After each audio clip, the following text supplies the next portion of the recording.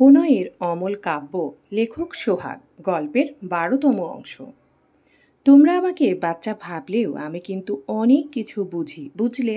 আসলে লোকটা বখাটে নাকি শুধু তোমার পার্সোনাল খাতায় সে বখাটে? ইনায়া অবাক হয়ে তাকায় মায়রার দিকে। চকলেটে একটা কামড় বসিয়ে বলে, তুমি যা ভাবছো তাই, কিন্তু ওই লোকটা ভাইয়ার মতো। গম্ভীর ভাইয়াকে মানা যায়, কিন্তু বরকে না। মায়েরা হেসে বলল, ওদের মন ভালো হয়। ইনায়া ভুরু কুচকে বলল, তুমি কিভাবে জানলে? তোমার ভাইয়ার মন ভালো না? ভাইয়া তো খারাপ না, শুধু তোমার সাথে কেন এমন করে বুঝি না। মায়েরা মাথা নিচু করে মলিন মুখে বলে, আসলে আমি ওনার দিক থেকে ভেবেছি আপু, বিয়ে জিনিসটা জোর করে হয় না। ওনার পছন্দের মানুষ থাকতে পারে, সেখানে তার বাবা জোর করে বিয়ে দিয়ে দিয়েছে আমার সাথে। আসলে কাউকে মন থেকে মেনে নিতে না পারলে কখনো বিয়ে করা উচিত না। আর এভাবে জোর করে কোনো বাবা মায়ের বিয়ে দেওয়া উচিত না। তোমার বাবা কাজটা ঠিক করেনি। মায়রার কথা শুনে নেয়া অবাক হয়ে তাকায় মায়রার দিকে। মায়রা দীর্ঘশ্বাস ফেলে আবারও বলে, আমায় তো জোর করে তার ঘাড়ে চাপিয়ে দেওয়া হয়েছে বলতে গেলে। তার সেই রাগ থেকে ধূপধাপ একটা দুটা থাপ্পড় খাওয়াই যায় আপু। ইনায়ার চোখ ভিজে গিয়েছে মায়রার কথা শুনে। মৃদু স্বরে বলে, তুমি নিজ ইচ্ছায় বিয়ে করেছিলে ভাইয়াকে? মায়রা হাঁটুতে মাথা ঠেকিয়ে বলে, হুম আপু, আসলে আমার বাড়িতে জায়গা নেই আমার জন্য। কিন্তু তোমার ভাইয়ার চুল বড় তো, তাই আমার কাজিনরা বলেছিল আমার বর বুড়ো। কিন্তু এখানে এসে দেখলাম বুড়ো নয়। কিন্তু আমি ভেবেছিলাম ৫০-৬০ বছরের কারোর সাথে আমার বিয়ে হয়েছে। সে জায়গায় ভিলেন সুন্দর বর পেয়ে অবাক হয়েছি, সাথে ভালোও লেগেছে। ইনায়া নিজের গালে হাত দিয়ে মন খারাপ করে বলে, আসলে ভাইয়ার রাগ বেশি। তুমি কিছু মনে করো না মায়রা, ভাইয়া এমনিতে খুবই ভালো, শুধু তোমার ক্ষেত্রে কেমন যেন বুঝতে পারছি না। মায়রা মন খারাপ করে বলে, আমি তো বললামই আপু, ওনার জায়গা থেকে উনি অনেকটাই ঠিক আছেন।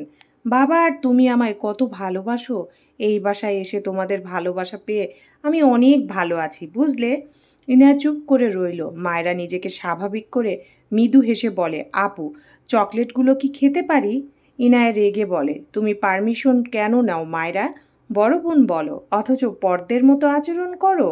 মায়রা ফটাফট চকলেটের প্যাকেট ছিঁড়ে হেসে বলে, এত বেশি ভাবলে তোমার ভাগে একটাও পৌঁছাবে না। ইনায়া হেসে বলে, না থাকলে তোমার কান টানবো। তুমি বড় বোনের কানমলা খাবে? মায়রা হাসতে লাগলো। ইনায়াও হাসলো মায়রার দিকে তাকিয়ে। মায়রা মেয়েটাকে ৯০% সময় বাচ্চা লাগলেও মাঝে মাঝে অনেক বেশি বড় লাগে ইনায়ার কাছে। মায়রা ফিজিক্স বই নিয়ে বসে আছে। তার মাথা কেমন যেন ভারী লাগছে। আর ২০ দিন পর পরীক্ষা, কিন্তু পড়া তো সব ভুলে গিয়ে গুলে খেয়েছে। অন্য সাবজেক্টগুলোর অবস্থা এত করুণ নয় যতটা ফিজিক্সের অবস্থা। বই নিয়ে ইনায়ার ঘরে গেল। ইনায়া ফোন স্ক্রল করছিল। মায়রাকে বই হাতে দেখে জিজ্ঞেস করে, কি হয়েছে মায়রা? মায়রা মনমরা হয়ে ইনায়ার পাশে বসে বই এগিয়ে দিয়ে বলে, আপু, আমাকে কয়েকটা অধ্যায় বুঝিয়ে দিবা? আমি পড়ছিলাম, এখন কেমন যেন গুলিয়ে যাচ্ছে। ইনায় মায়রার বই নিয়ে উল্টে পাল্টে দেখলো, এরপর মাথা তুলে বলে, আমি বোঝাতে পারবো, কিন্তু তুমি হয়তো কিছু বুঝবে না। একটু ভেবে বলল, ভাইয়া পারবে। যাহারা আপুকে তো ভাইয়াই পড়িয়েছিল। ইনায় ভুরু কুচকে বলল, উনি তো ভার্সিটির ইংলিশ টিচার। হ্যাঁ, কিন্তু তোমাকে ফিজিক্স বোঝাতে পারবে। নো প্রবলেম, এসো। মায়েরা দুটো বলে, না না আপু, দরকার নেই। তোমার ভাইয়া থাপ্পড় খাবার চেয়ে ফেল করা ভালো। ইনায় অসহায় মুখ করে বলল, মায়েরা, ভাইয়া কিছু বলবে না। উল্টো তুমি একটা অধ্যায় বুঝতে চাইলে ভাইয়া একটার জায়গায় দুটো অধ্যায় খুব সুন্দর করে বুঝিয়ে দেবে। মায়েরা বিছানা থেকে নেমে বলে, তুমি তোমার ভাইয়াকে চিনতেই পারোনি আপু। ধরো আমি ওনার সামনে পড়তে বসেছি, এখন উনি কিভাবে শুরু করবেন আমি দেখাচ্ছি তোমায়, ওয়েট। এরপর দু হাতে কোমরে রেখে ইনায়ের সামনে গিয়ে দাঁড়ালো। ডান হাত উঁচিয়ে গম্ভীর মুখে অ্যাক্টিং করে বলে, ব্লা ব্লা ব্লা, স্টুপিড, ব্লা ব্লা ব্লা, ইডিয়েট, ব্লা ব্লা ব্লা। বুঝেছ স্টুপিড? ইনায়া চোখ বড় বড় করে মায়রার দিকে তাকিয়ে আছে। মায়রা হঠাৎ ওই হাত গিয়ে থাপ্পড় মারার ভঙ্গি করে বলে, থাপ্পড় দিয়ে সব দাঁত ফেলে দেবো স্টুপিড। ইনায়া তবদা খেয়ে মায়রার দিকে চেয়ে আছে। মায়রা তার অ্যাক্টিং শেষ করে লম্বা শ্বাস ফেলে। এরপর মুখে হাত দিয়ে হাওয়া খাওয়ার ভঙ্গি করে বলে, তুমি কিছু বুঝেছো আপু? বোঝনি তো? বুঝবে কি করে? উনি স্টুপিড আর ইডিয়েট ছাড়া কথা বলতে পারে না, বুঝলে? এত এত স্টুপিড আর ইডিয়েটের মাঝে পড়ার লাইনই খুঁজে পাবে না। বুঝাবে কি করে বলো? আসলে তোমার ভাই একটা গন্ডার, অনুভূতি নেই। জানো, সেদিন আমার গায়ে যত শক্তি ছিল সর্বশক্তি দিয়ে কামড় দিলাম, তার কোনো রিয়াকশনই নেই। আরে মানুষকে মশা কামড় দিলেও তো একটু আহ উহ করে, ওই লোকটা তাও করলো না। কি একটা অবস্থা! ইনায়া চোখ বড় বড় করে থেমে থেমে বলে, ভাইয়া। মায়রার বাম হাত কোমরে রেখে ডান হাত কপালে একটা আলতো থাপ্পড় দিয়ে বলে, হ্যাঁ আপু, তোমার ভাইয়ার কথাই তো বললাম। ইনায়া ঢোক গিলে বলে, তোমার পেছনে ভাইয়া। ইনায়ার কথা শুনে মায়রার মুখ শুকিয়ে যায়, মুহূর্তেই মুখটা অসহায় হয়ে যায়। ধীরে ধীরে ঘাড় বাঁকিয়ে তাকালে দেখলো তার থেকে 2 হাত দূরত্বে ইরফান দাঁড়িয়ে আছে। মায়েরা ঢোক গিলে ইরফানের দিকে ঘুরে দাঁড়িয়ে আমতা আমতা করে বলে, আপনি কেন আসলেন? ইরফান তীক্ষ্ণ চোখে চেয়ে মায়রার পানে গম্ভীর গলায় বলল, তোমাকে থাপড়াতে। সাথে সাথে মায়রা 2 হাত 2 গালে চলে যায়। কাঁদো কাঁদো মুখ করে বলে, না, আমি ওসব আপনাকে বলিনি, আপনার যমজ ভাইকে বলেছি, বিশ্বাস করুন। ইরফান বিরক্তি হলো, ইনায়ের দিকে তাকিয়ে বলে, ফায়াজের কল রিসিভ করবি? ইনায় মাথা নিচু করে থাকলো, কিছু বলল না। ইরফান ধমকে বলে, কথা কানে গিয়েছে? ইনায়া মাথা নিচু করে মুখ বাঁকায়, উপর থেকে মাথা নাড়িয়ে সম্মতি জানায়। ইরফান মায়রার দিকে তাকিয়ে বলে, আমার ঘরে এসো। মায়রা কাঁদো কাঁদো মুখ করে বলে, কেন? ইরফান রেগে বলে, থাপ্পড় দিব তাই, ইডিয়েট। কথাটা বলে গটগট পায়ে ইনায়ার ঘর থেকে বেরিয়ে যায়। ইনায়া মায়রার দিকে বই এগিয়ে দিয়ে বলে, ভাইয়ার ঘরে যাও, বুঝিয়ে দেবে। মায়েরা মাথা দুদিকে নাড়িয়ে বলে, না আপু, শুনলে না, তোমার ভাইয়া আমাকে মারবে বলে যেতে বলেছে। ইনায়া বই নিয়ে বিছানা থেকে নেমে বলে, আরে বোকা, তোমাকে বুঝিয়ে দেবে এজন্যই যেতে বলেছে, মারলে এখনই মারত। মায়েরা ভাবল, তাও ঠিক। অতঃপর ইনায়ার হাত ধরে বলল, আপু, আমার পাশে বসে থাকবে, আচ্ছা? ইরফানের ঘরের দরজার সামনে দাঁড়িয়ে আছে মায়রা। ইনায়াকে দরজা খুলতেও দিচ্ছে না, নিজেও খুলছে না। মায়রার তখনকার বলা কথাগুলো শুরু থেকে ভাবছে। সে শিওর আজ থাপ্পড় পড়বে তার গালে। ইনায়া হাই তুলছে বারবার। রাত বাজে 11টা। এদিকে মায়রা স্ট্যাচু হয়ে দাঁড়িয়ে আছে। ইনায়া ঘুমিয়ে পড়ে যাবে মনে হচ্ছে। মায়রার পাশে বসার সুযোগ তার হবে না, এখন তাকে ঘুমাতে হবে। উপায় না পেয়ে ইরফানের ঘরের দরজা বাঁ হাতে ধাক্কা দিয়ে ডান হাতে মায়রাকে ভিতরে ধাক্কা দেয়। মায়রা বুঝতেই পারেনি ইনায়া এমন করবে। মিটিমিটি আলোয় ঘেরা ঘরে মায়রা হুমড়ি খেয়ে পড়ে, কিন্তু মেঝেতে নয়, ইরফানের উপর। মায়রা পা ছড়িয়ে কাঁদতে ইচ্ছে করছে। ইনায়া এখন তাকে আর সঙ্গ দেয় না, বাঘের মুখে ধাক্কা মেরে চলে যায়। ইরফান গম্ভীর গলায় শক্ত কণ্ঠে বলে, সারা রাত এভাবে থাকার ইচ্ছা নিয়ে এসেছ, স্টুপিড।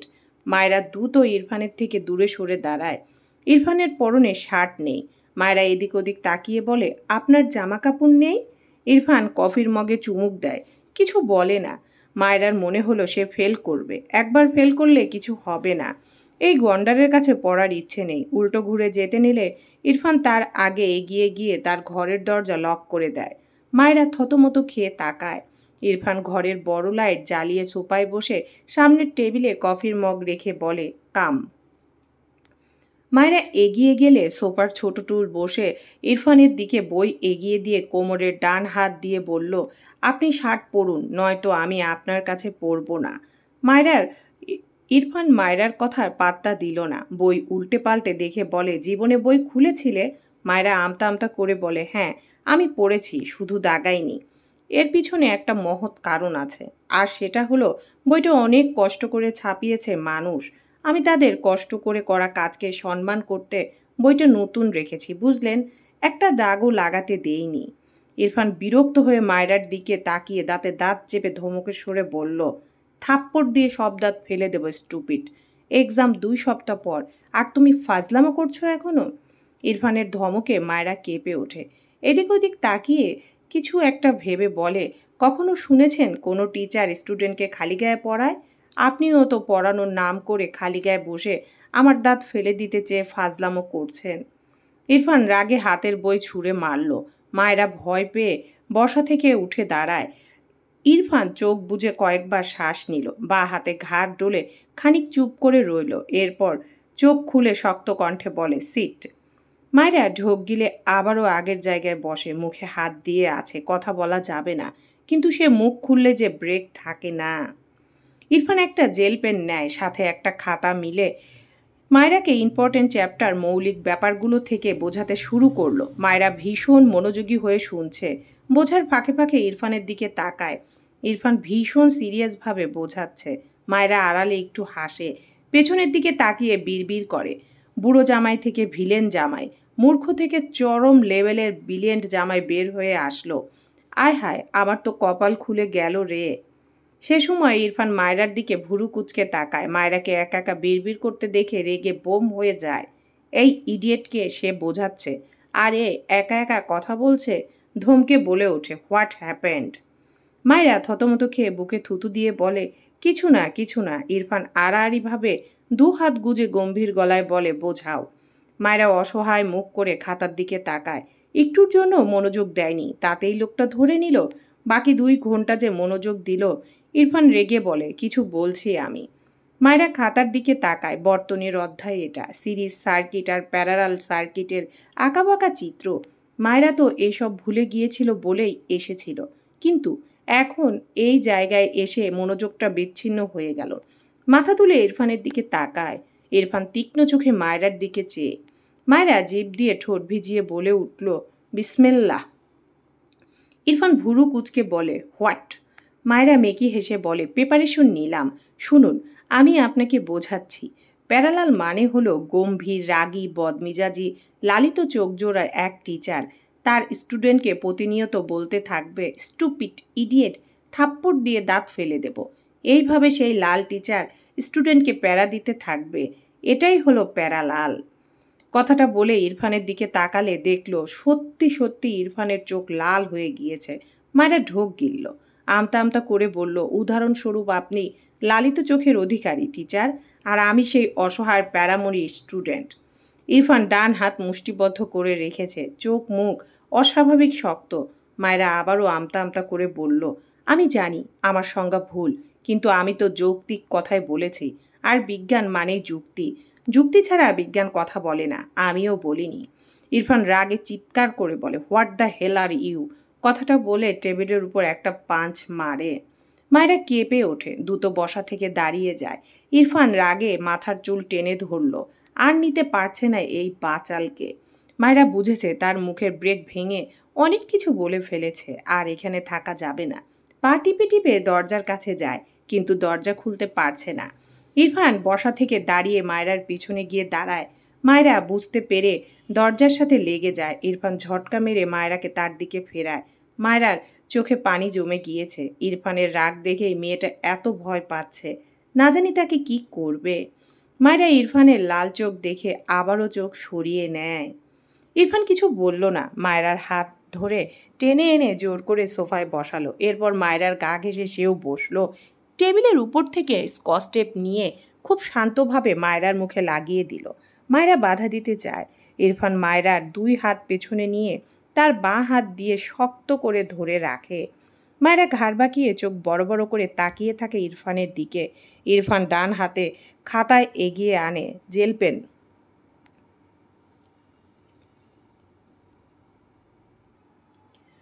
ইরফান একটা জেল পেন নেয়, সাথে